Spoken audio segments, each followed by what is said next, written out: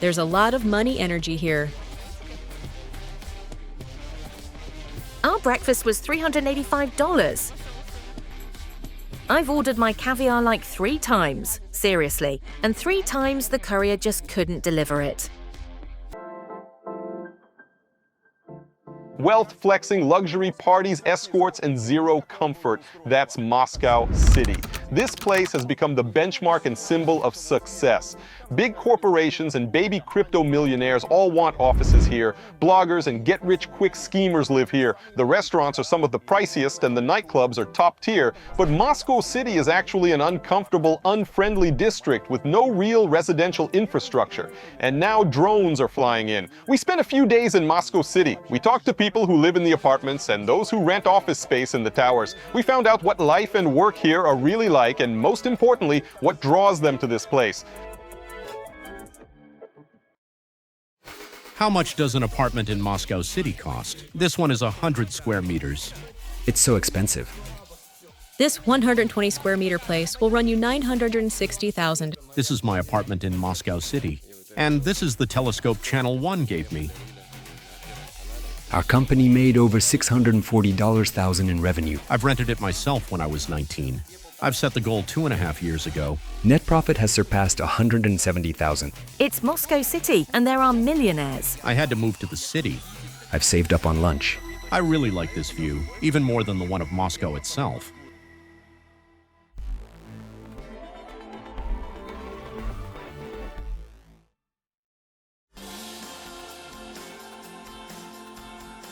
The idea of a skyscraper business district came to Moscow officials back in the early 90s. Back then, wanting things like in America wasn't frowned upon. And honestly, there weren't many other examples to look at. Shanghai and Dubai hadn't grown their skylines yet. And hardly anyone knew about Singapore. We asked urbanist Alexander Usoltsev to rate Moscow's version of Manhattan in terms of everyday convenience. We want things to look like in the US, but we copy it without thinking through how it works here. And honestly, we don't even understand why we're copying some of these things at all. We just want it to look like some version of America. How smart is it to mix a business district with housing? Is that even comfortable for people? The idea of living right where you work, taking the elevator straight to the office. That trend existed back in the 1920s too. But even then, when times were tough, and constructivism treated buildings as pure housing factories,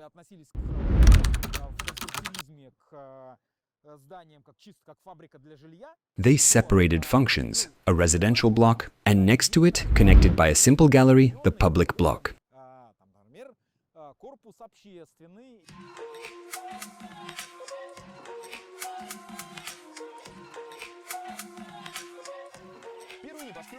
The first skyscraper was started in 1996. It was supposed to open for the new millennium. That's why it was called Tower 2000, though in reality it opened in 2001. But that 30-story glass tower instantly became a symbol of wealth.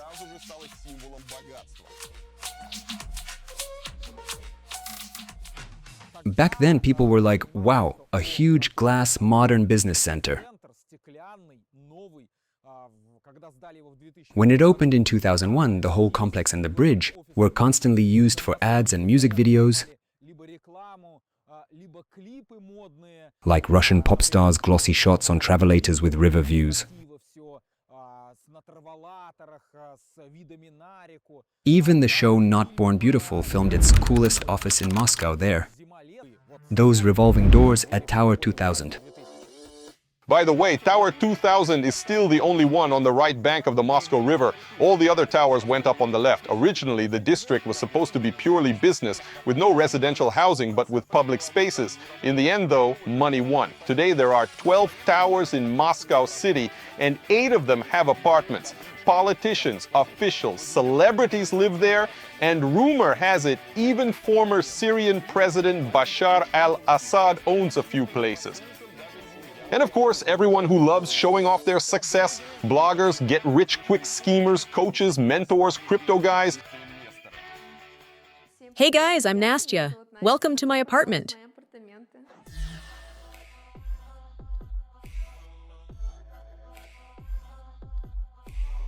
Nastya is an entrepreneur. Her main income comes from a lingerie and loungewear brand, and recently she's also become a blogger and consultant. She says she was searching for a city apartment with a designer interior and panoramic windows, so it would look great on camera and impress her clients.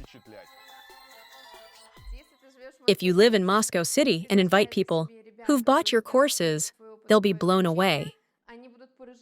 Way more than if you brought them to some regular rented studio. City probably has the highest concentration of get-rich-quick schemers, bloggers, and mentors anywhere. TikTok houses would be jealous.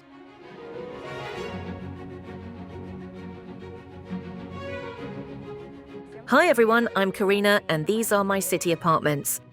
This is my so-called desk, which of course I never actually work at. Here are some little things. This was a gift, by the way. A guy gave me this Van Cleef.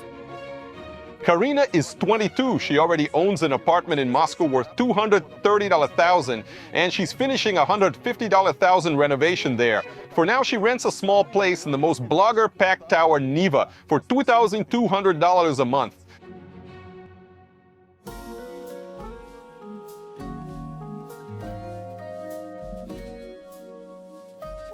Karina makes her money on women's courses. She doesn't make her students breathe with their womb, but she swears their feminine energy awakens. I deserve men who set off fireworks for me. I've actually had fireworks twice already.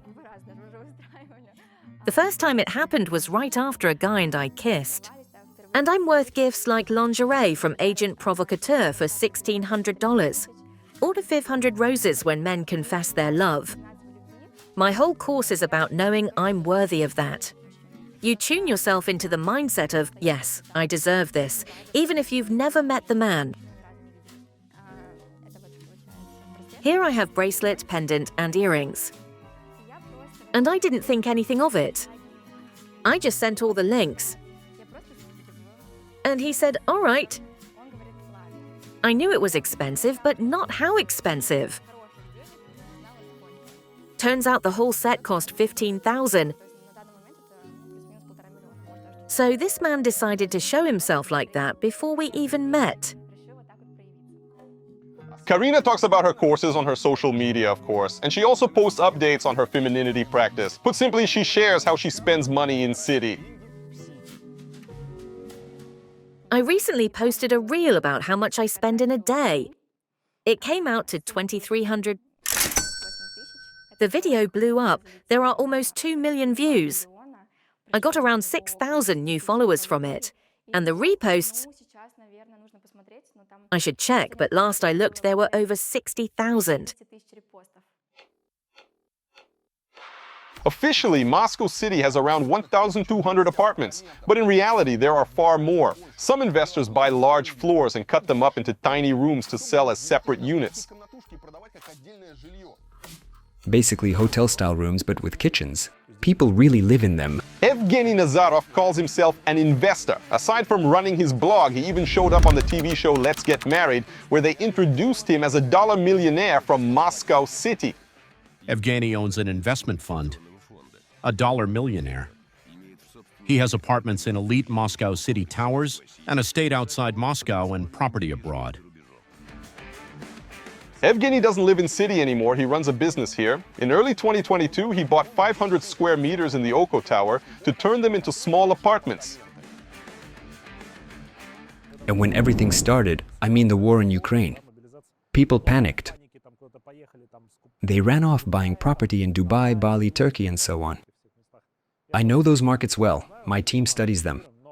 I bought in Bali for peanuts during the pandemic.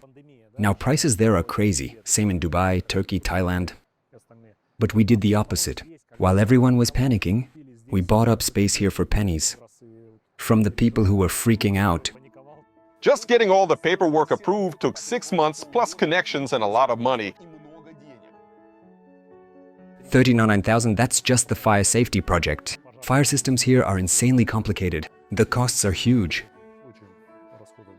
And the hardest part? The engineering and approvals. Every single centimeter, fire safety, ventilation, wiring, all of it needs approval. And sometimes they take a month or two just to sign off. While the smallest developer-built units are about 50 square meters, Evgeny has apartments as small as 11 square meters. Kitchen, a full closet, cleaning supplies, sink, stovetop fried, a small double bed, and this here is the little living zone. This tiny box costs $128,000 and it's already sold. According to Evgeny, people often don't care about size or comfort at all, as long as it's in city. For some people, the square footage doesn't matter. Just being able to say, I have an apartment in city. I've even joked, not in this tower, the approvals here are insane, but in others about doing capsule units. Like a capsule hotel. Sell capsules so someone can buy one for $25,000 and say, girls, I've got a place in city.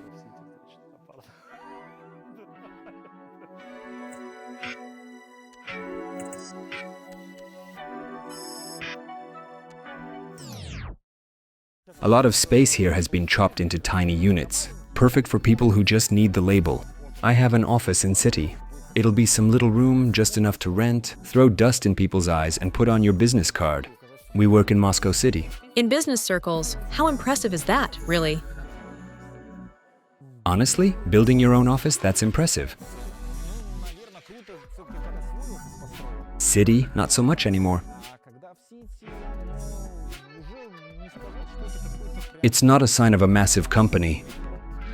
It's just city being city. Most of these apartments are bought to rent out. People rent them for business trips, for the view, or to film a video selling a course or some kind of wish fulfillment marathon. I've heard of tons of people renting cars and city apartments for short periods.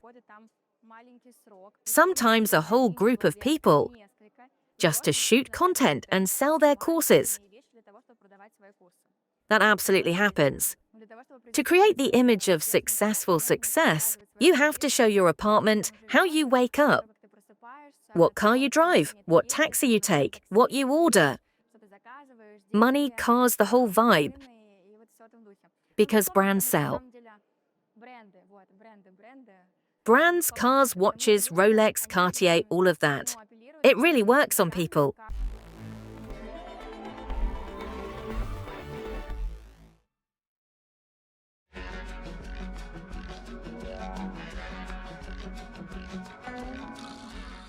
Some of the biggest scammers live here, though it's not just scammers. Want to fool people? You need to build the image. So what do? You go to the most expensive office location, rent an office for an hour, put out a few chairs, maybe invite a pretty girl, create the right atmosphere.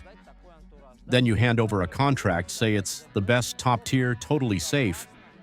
Sign it, take the money, and disappear. That's city. Yaroslav works in real estate. He once lived in city himself and ran from it pretty fast. Now he rents desks in a co-working space in one of the towers simply because business requires it.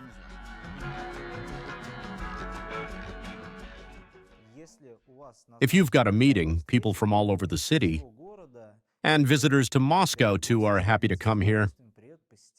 They check out the infrastructure, take photos, enjoy the vibe, and then sit down to talk business.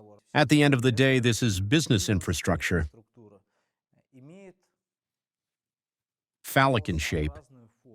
And as long as the Federation Tower stands, as my teacher Sergei Polonsky likes to say, business in Russia is alive. So we can't stay away from the financial flow. If we want some of that money to end up in our company, we have to be right in the middle of it. Status, branding, and the network all come at the expense of comfort. According to Yaroslav, there isn't a single truly comfortable office in city. I've rented offices for my company in almost every tower. City of Capitals is the worst. It's absolutely terrible. I got out of there fast. There are traffic jams. Moscow traffic is one thing, elevator traffic is even worse. You can get to city in 30-40 minutes, no problem. But then you can spend another 30-40 minutes stuck in an elevator line inside city of capitals. Another major issue in city is navigation. If you take the metro, you have to choose the right station and the right exit. Then you still need to find the right tower and the right entrance. There are multiple entrances here. And when you explain how to get to us, people often go in through the wrong one. You message them, come in through level -1. They still don't get it. Then you have to explain it again in voice messages, go down to level -1, enter through reception. And on the ground floor alone, there are 3 different entrances. People get totally lost. Still, Yaroslav did find a few upsides to city. You said in one of your videos there are some perks to living here, like the beautiful neighbors. Beautiful neighbors, that's a big plus. If you're a single guy looking for adventure, come live in city. There really are beautiful neighbors here. Even the women who come to work here, whether they want to or not, end up leveling up because of the competition.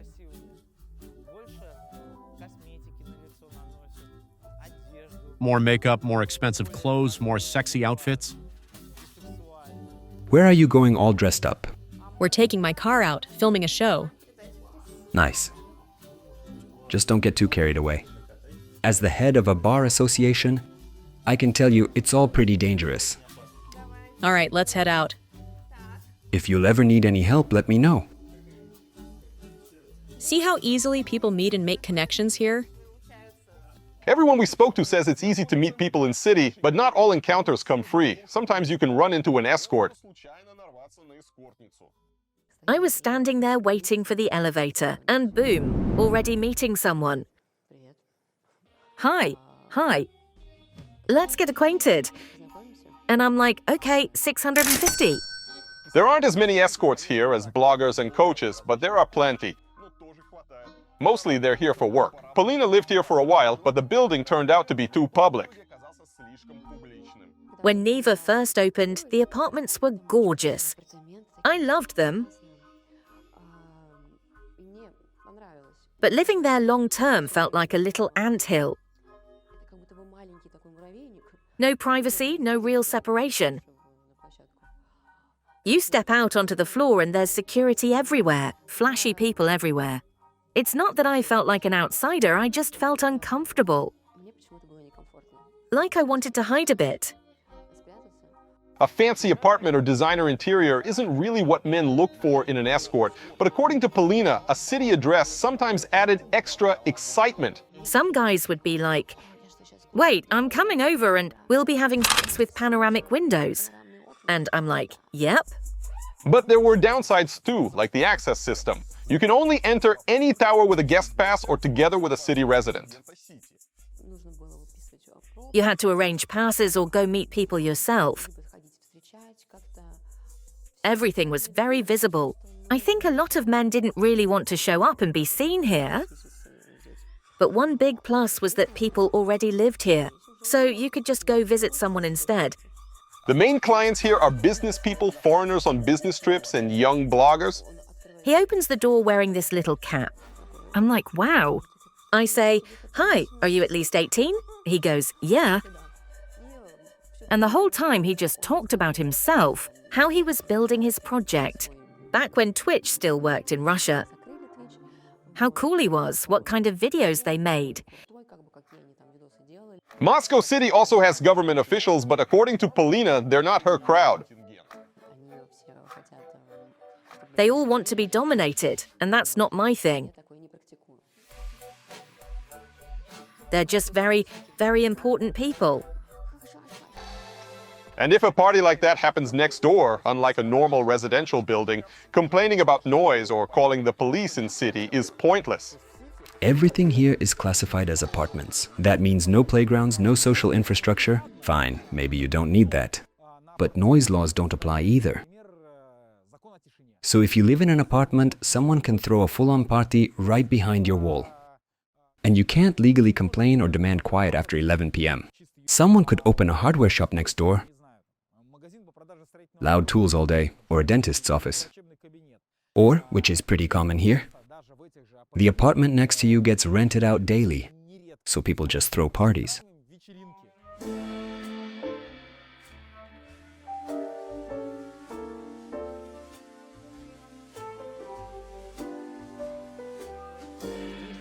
From Friday to Sunday evenings, a saxophonist played here non-stop. It just never ended. He'd play until 5 in the morning, collect tips, keep us awake, sometimes till 3 a.m. I'd fall asleep to the music and wake up to the music. Sometimes I'd fall asleep in silence and wake up because of the music. Just like its residents love to show off, Moscow City itself tries to look better than it really is. From a distance, it looks beautiful, almost like New York. But when you get closer, it's built like a lot of Chinese skyscrapers. Foam stuffed into cracks, tiles falling off. Cheap rain screen facades. From far away, it looks fine. You step inside the lobby, get closer, and what looked like stone turns out to be printed plastic. And it's like that everywhere. They saved money on comfort, on interior materials, and on finishing materials. So the question is, what will this all look like in 10 or 15 years? Especially when so many people move here, live here for a year, post all the photos, tell all the relatives, make all their friends jealous, and then realize, okay, now what? Since the district was originally designed as a business hub, no real residential infrastructure was planned. On top of that, the land was split between multiple developers who never coordinated with each other. As a result, Moscow City is hard to walk in, and to drive in too. For example, an access road was supposed to lead to one building. That building never got built, a different one did.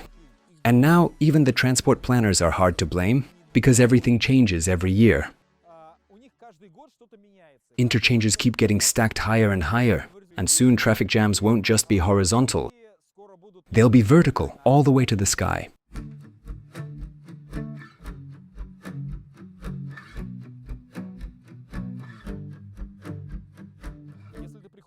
If you come in from the embankment or the bridge, you first have to climb these grand decorative stairs. And then immediately go down a narrow staircase to reach the offices or the mall. Very convenient, right? And the stairs are steep and tall.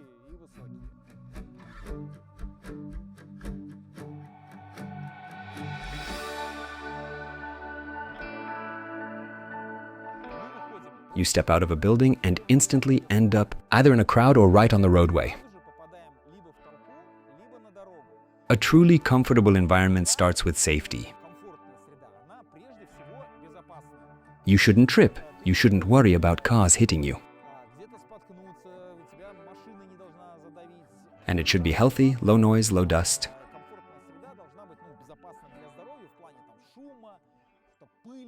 None of that applies here. You couldn't even leave a 5-year-old alone for a second. Someone would have to hold their hand the whole time. Careful here, careful there. In a good neighborhood, even modern business class complexes sell the idea that everything is nearby. You can walk, sit on a bench, relax. None of that exists here. There's nowhere to sit except to watch traffic jams in the morning. Driving out can be convenient maybe if there's no traffic. But since everyone who works here also drives here, rush hour turns getting out into pure torture.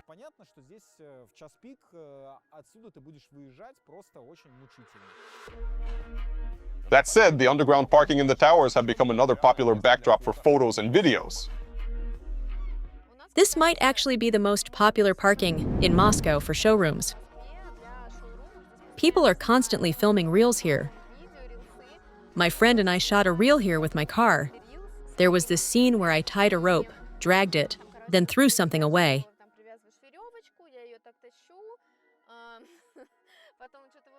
We wanted to show the car's color, that it's pink. The rope got caught under the wheel and ripped out a grill. So yeah, I damaged my brand new car filming a reel.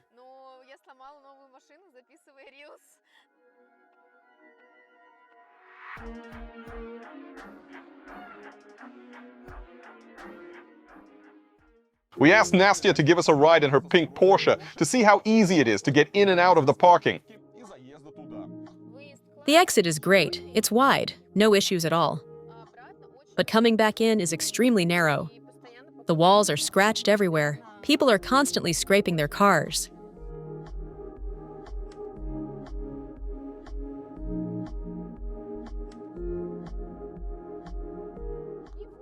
And it's this tight little ramp. I'm not talking while I drive down here. And in my case, it's 3 floors of this.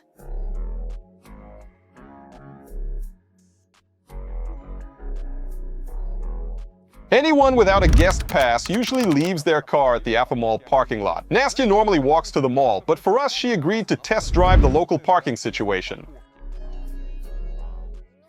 This spot is so narrow a third car won't fit in.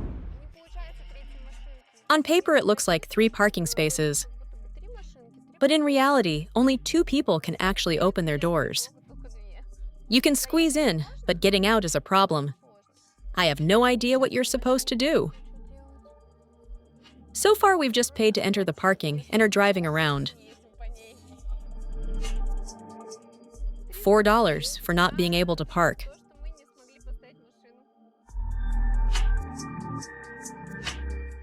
There's no large open parking area here, just lots of little corners and dead ends.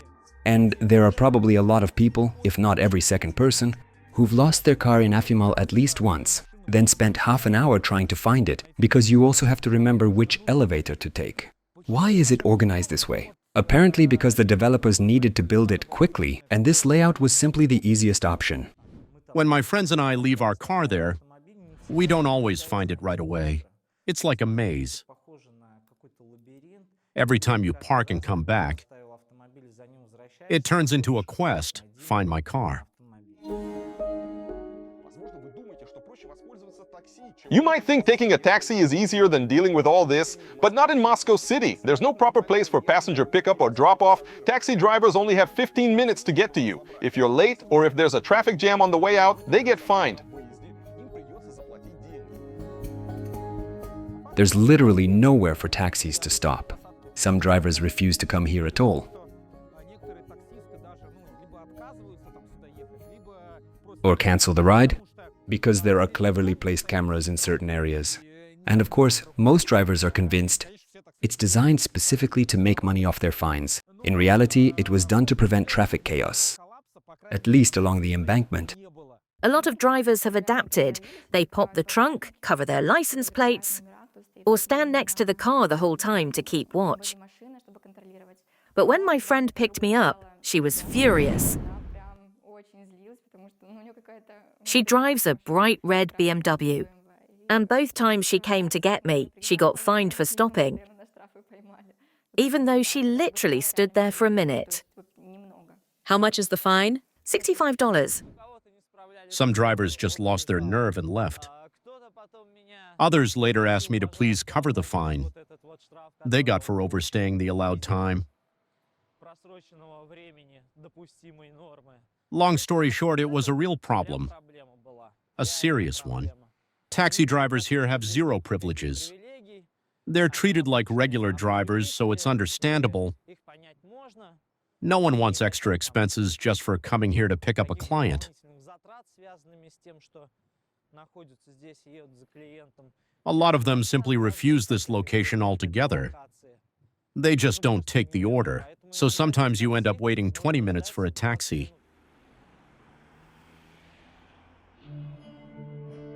Because of this constant rush, traffic at the city entrance is completely insane. Afraid of getting fined for overstaying, drivers stop caring about speed limits.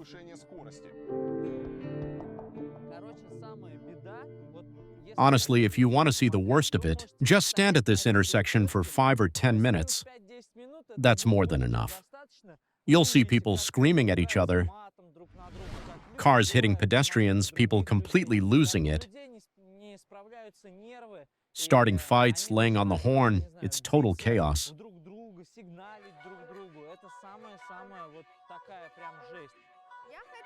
At first, I used that horrible crosswalk, but it's so bad that I learned to cross right here instead.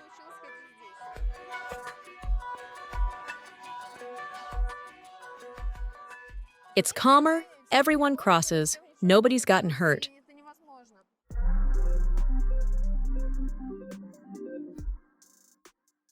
Walking around the towers with a child is basically impossible. First, it's inconvenient and dangerous. Second, there's simply nowhere to walk, no parks, no playgrounds. Many locals admit that living in Moscow City with children just isn't realistic.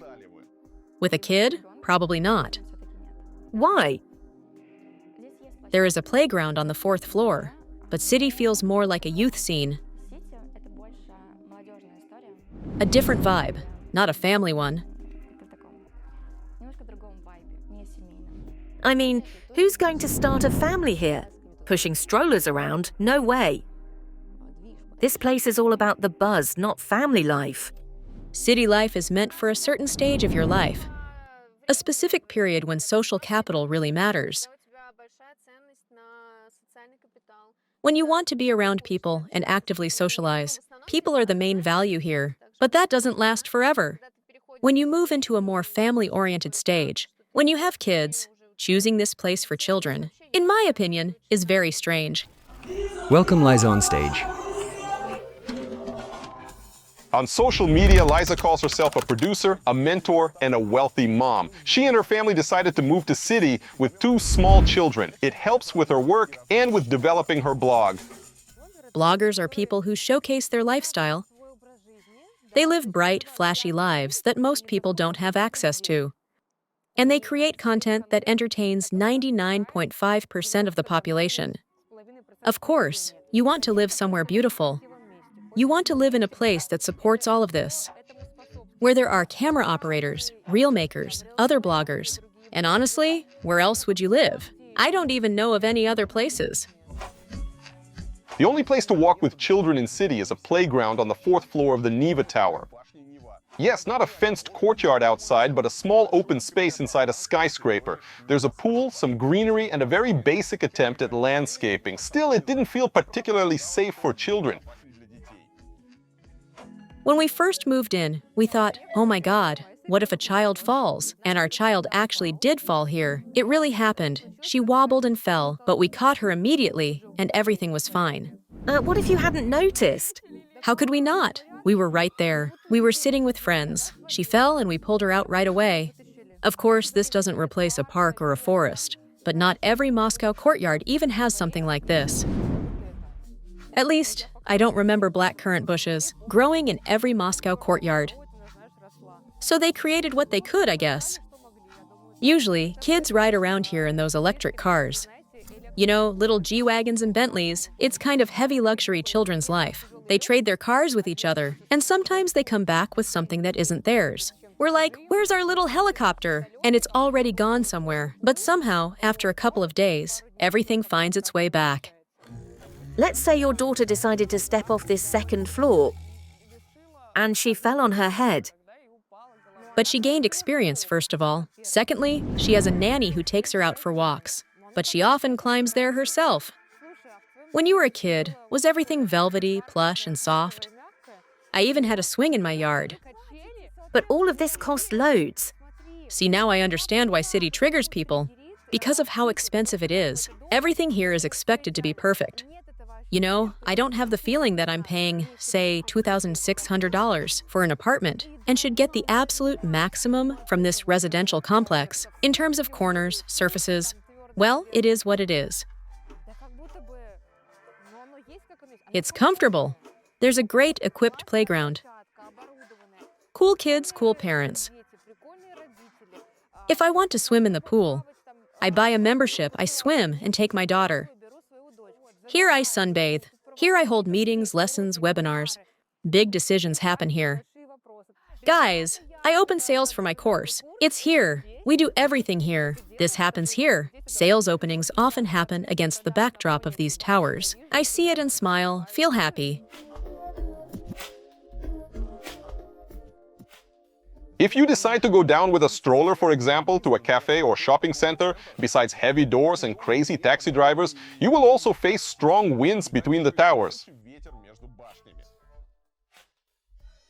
It gets cooler and there's this unpleasant wind. Not in the summer, though. How would you get around here in winter with a stroller? Oh, no way. I wouldn't be here in winter with a stroller, honestly. Oh, let's go back. I don't feel like walking, guys. It's hilly and you can't get away from it. Summer, winter, autumn, spring, it's always like this. It can't be any different. But I saw a woman with a stroller. The wind started blowing her over and she flew. Just flew away. Poor child, I got scared. In addition, the wind spreads debris from construction sites across the area, which never seem to stop here. Time, you see. What was that? It's the most expensive, the cleanest location, and you can see it here. Even trash flies in your face. They clean so well here.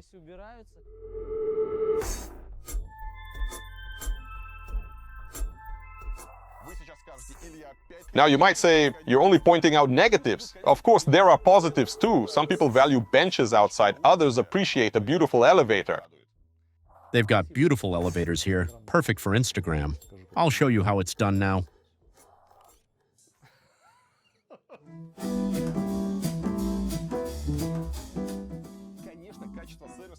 The quality of service in Moscow City is far above most building management companies in Moscow. For example, you won't have to wait all day for a plumber if a pipe bursts or the sink clogs. You can contact the management company through the app for any issue if you have the money. I go here and I can show you. There are technical services. I select what I need. Emergency technical services, paid or covered by warranty. I can order all passes, parcel pickup, cleaning services. I can even book the cinema on the first floor and reserve a private screening with friends. If you need something fixed, it costs $40 an hour. Their work is measured by time, so $40 per hour. A common problem is slamming the door and forgetting keys. Here, there are people who help. You submit a request in the app, someone comes, swipes a card, and the door opens. I forget my keys about once a month. This service costs $30. Still, in Moscow City, like elsewhere in the city, hot water can be turned off for several days in summer. For Liza, this happened to coincide with giving birth at home.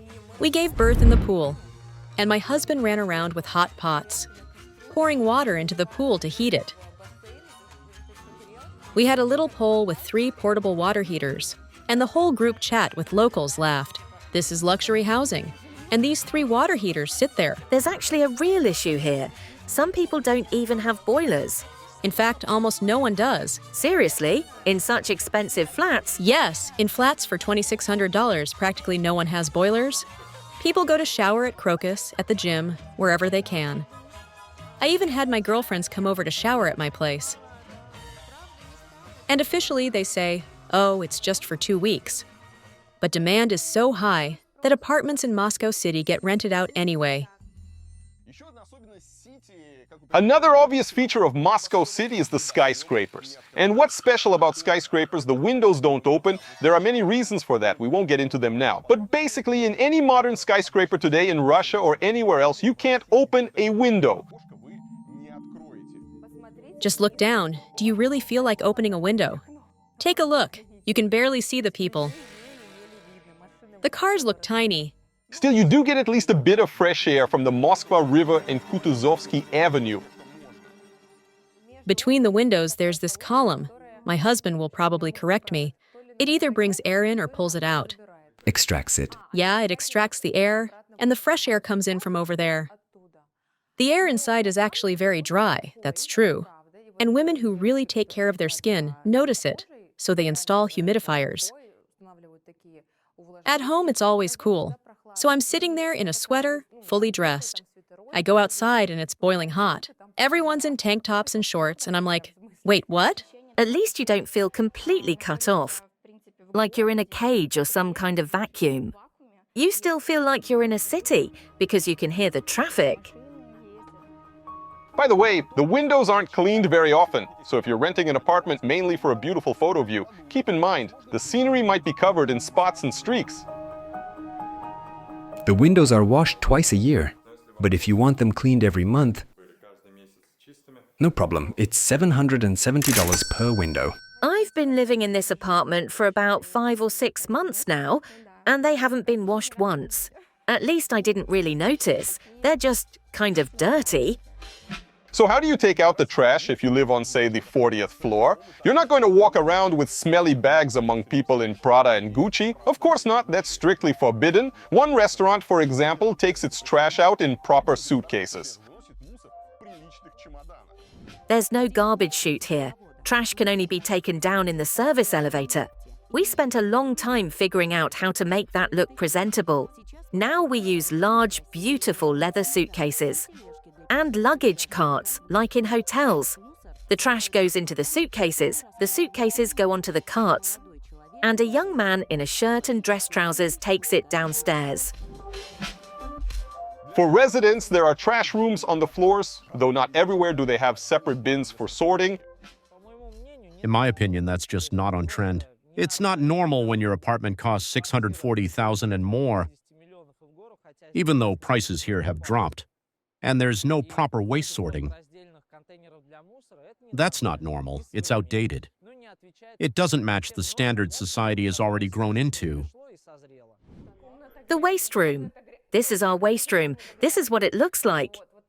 In reality, it's very clean. By the way, that's our little bouquet. And here are 3 bins: plastic, paper, general waste. But honestly, we don't really separate it, right, Rustem?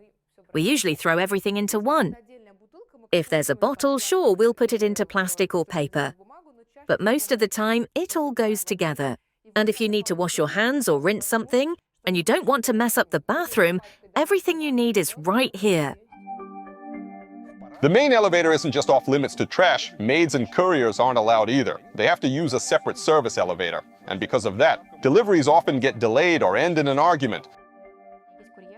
Some couriers just refuse to deal with it, and the order gets cancelled. That's how it was with my caviar. I ordered it 3 times. 3 times the courier simply couldn't deliver it. In luxury buildings, you can't just walk into the main lobby, carrying boxes, bags, or even a ladder. There's a separate entrance at the back of the building for that. That's where the freight elevators are, and they're very slow, like in a normal apartment block. Imagine this. Getting up to the 49th floor takes 4 or 5 minutes. And you wait forever for the elevator, too. Couriers complain all the time. They're like, "Can you come down and get it?"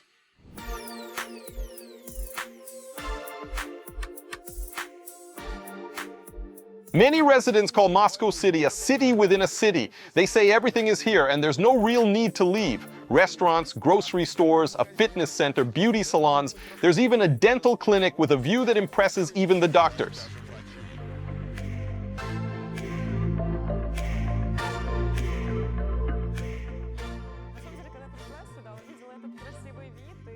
Honestly, when I first came here and saw that view, and when the head doctor told me how easy it is to breathe in this office, I was completely taken by it. That's why I stayed. The view is incredible. The city, the towers. And of course, the more seriously you approach treatment, the higher the quality of care, the more experienced the doctors and assistants, the higher the price.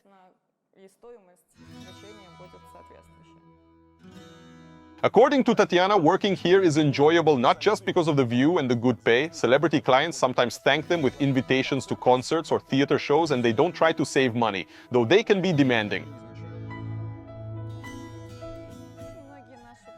Many of our patients live right here. They come down wearing slippers, sometimes almost with a cup of coffee. Some even pay in advance. and our managers deduct the amount gradually. The average bill starts at about $32,000. If we're talking about aesthetic rehabilitation, our patients are very well-known people, theater and film actors. It's a pleasure to work with them. Yes, they're demanding, very demanding. Just recently, we had one millionaire who absolutely exhausted everyone.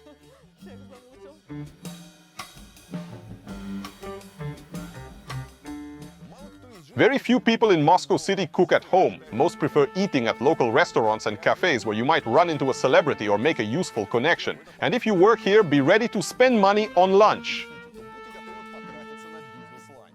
Where are we going for lunch? Erdal, it's a Turkish restaurant. I was actually at its opening, probably about 2 years ago. I saw it even before the red carpet appeared, before they opened that gorgeous terrace. Timati goes there, basically all the celebs. I feel like everyone's been there at least once. I also really like Angel. There's a cafe called Angel Cakes. You can grab a bite there too. I love their breakfast. So how much do you usually spend? One breakfast or one lunch? Roughly how much? Coffee there is about $6, I think. Breakfast is around $15. Lunch at Erdal is closer to $40.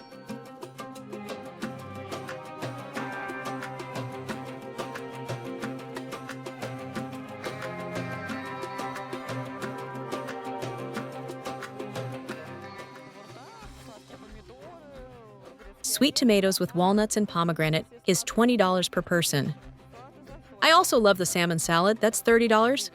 And this coconut chocolate dessert is $18.20. Once, my neighbors and I decided to meet for breakfast. We spent ages choosing a place, no coffee mania nearby, so of course we went for the terrace. We've had Turkish breakfast at this restaurant. Amazing cheese platters, a huge table. There were maybe 4 or 5 of us max. Breakfast came to $3.85.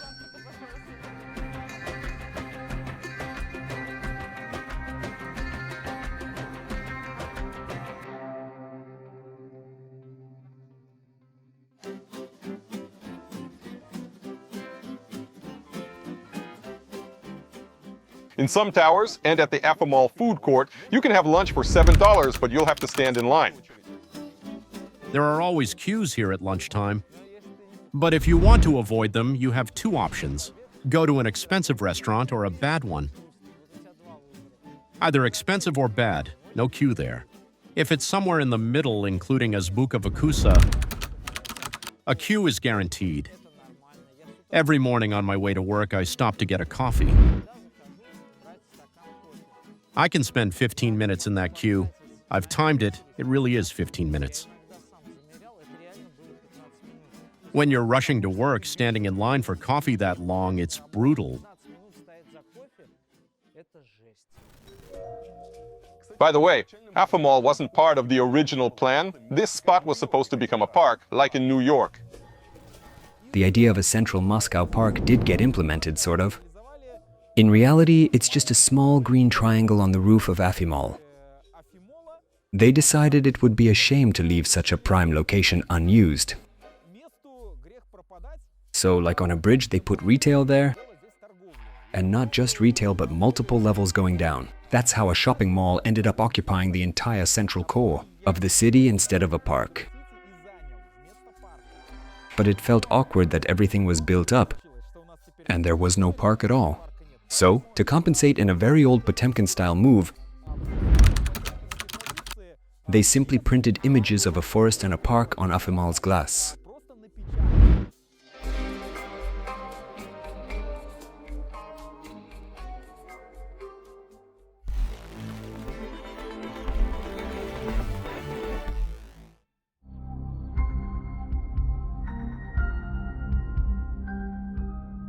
So what about safety in Moscow City? I've already mentioned traffic. During construction alone, there were at least 5 fires in the skyscrapers. So now, at least officially, fire safety is taken seriously. One night, my wife and I were asleep, and suddenly the alarm goes off. Leave the premises immediately. I jump up in my underwear, run into the corridor, head downstairs, and at reception they calmly say, "Relax, this happens all the time." Turns out there's a restaurant on our floor. You can see it. Just over there, a hookah bar. Sometimes there's smoke, especially at night. Everyone hangs out late, night people, vampires, so the alarm goes off. And with everything going on in the background of the war with Ukraine, you honestly think a missile just flew past your window. You panic, run out without documents in your underwear, exactly like I did. Access to the towers is strictly by access cards. If you're a guest, you won't be allowed in without a passport or an escort. Local security also closely monitors visitors to make sure they don't film anything prohibited. Basically, they have a very strict policy here. A lot of high-ranking officials live here. It's better to move over there. Otherwise, security will start questioning us. Just so you understand, top government officials and celebrities live here. I could even name some of them. So who's the most high profile? You're recording already, right? I'd better not say. Can we just take a few shots here? No, there are surveillance cameras here. They'll notice you and rapid response security will show up. Is this some kind of new law? No, it's not a new law, it's regulations. Internal regulations. Okay. What about filming on an iPhone? Is that allowed? Phones are allowed, but professional cameras are not. That has to be approved by the management company, the restaurant, and the property owners. Yes, we've already agreed on that. Do you have permission to film outside? That's not our company, you see. I see.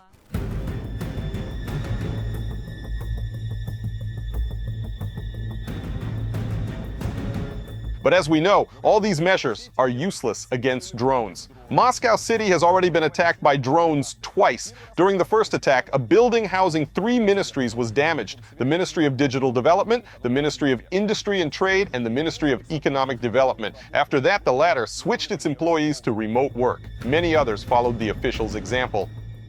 It's only a matter of time before there are daytime drone attacks on Moscow City.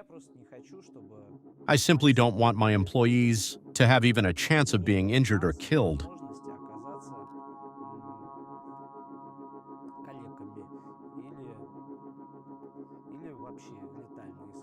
That's why I moved them out of here. After the incident, some residents left for a few days, while others moved out entirely, but most continue to enjoy the views from their windows, hoping nothing will fly into it. Residential apartments aren't bombed. They target specific towers, one parking structure, another office building. There may be apartments there, but no one is deliberately targeted. When the drones attacked us, many patients canceled their appointments because they were afraid to come here. Appointment numbers kept dropping, but we reassured people. Our security is actually quite good. I don't know whether those drones can reach the 46th floor or not. So far, they seem to be flying pretty low. First of all, a drone would only damage one floor. These aren't towers that collapse entirely, they won't all come down. Secondly, there are many towers here, and the chance that it would be my exact floor is very small. Panic starts in the residents' chat. When there's an explosion, anyone who's awake feels it. The towers actually shake. During the second explosion, I woke up, and you could really feel the building trembling slightly. Some people run down to the underground parking. Panic breaks out immediately. But people react differently. It's really about how each person responds to stress. Everyone reacts in their own way. I usually stay very calm.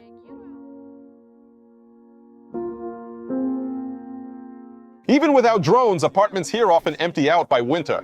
Bloggers and get-rich-quick schemers head off to warmer countries for the season, or simply take a break from the insane pace and constant parties.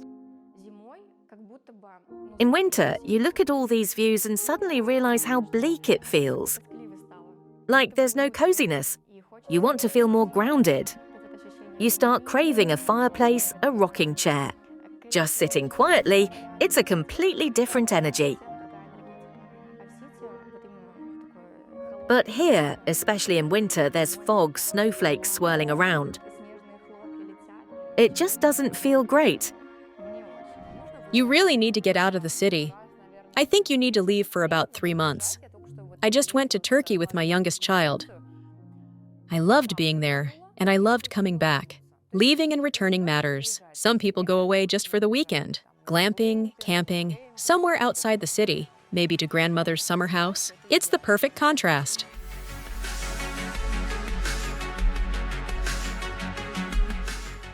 There's nothing inherently wrong with business districts if they're executed well, like in London or Singapore, but Moscow City is perfect for putting on a show. It's an aquarium of gray market goods, non-existent safety, and Instagram reels instead of real life. Yes, for some people it looks beautiful, but how long can you really live surrounded by mere decorations? I don't think for long, and construction in Moscow City isn't finished yet. This monster will continue to grow wider and taller, devouring the space around it.